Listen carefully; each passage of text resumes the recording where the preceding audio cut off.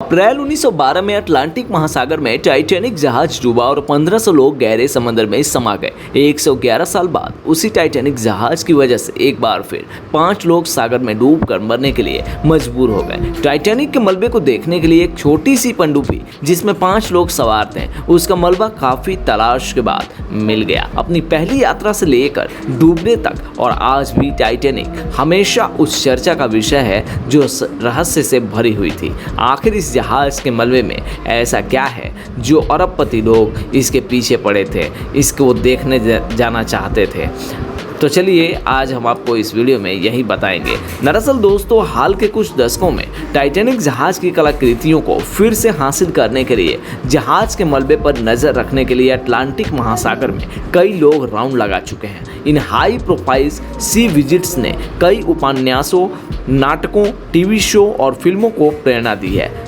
सिरैक्यूज university में Blair centre for television and popular culture के संस्थापक निदेशक रॉबर्ट थॉम्सन ने एबीसी न्यूज़ को बताया है कि टाइटैनिक मूल रूप से उस रात से ही लोकप्रिय है जिस रात को ये ग्लेशियर से टकराकर डूब गया था। टाइटैनिक का मलबा उत्तरी अटलांटिक महासागर में न्यूफाउंडलैंड कनाडा के तट से करीब 600 किलोमीटर दूर है। 15 अप्रैल 1912 को अटलांटिक में एक ग्लेशियर के टकराने से टाइटैनिक जहाज इसमें समा गया था। इसके टकराने के बाद ही एक साइलेंट फिल्म को रिलीज कर दिया गया था।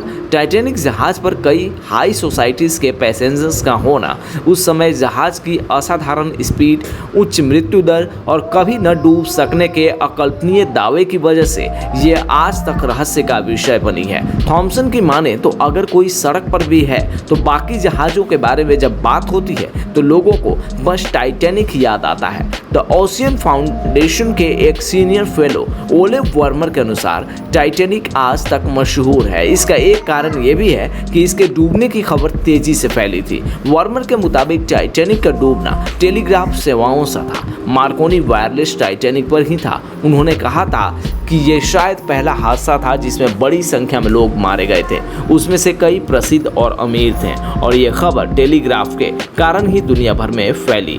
थॉम्सन ने कहा कि डूबने की रात को रेडियो के शुरुआती इतिहास में महान क्षणों में से एक माना जाता है। उनका कहना था कि ये 20वीं सदी की एक इतनी विशाल कहानी थी जिसके साथ बहुत सी कहानियां जुड़ी थी।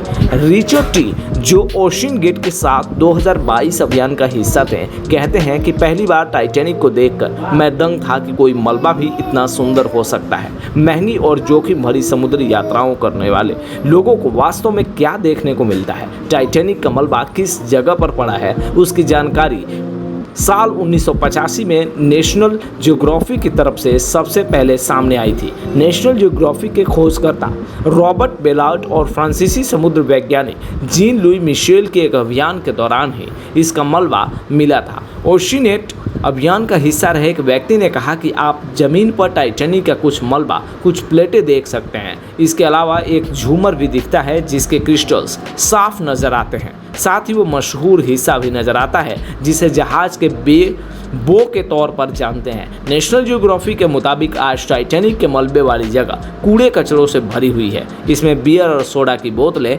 रेस्क्यू टीम का सामान और चेन और कार्बोनेट शामिल है। विजिटर्स ने इस जगह को प्लाक्स यानी पट्टिकाओं और स्मारकों से भी भर दिया है।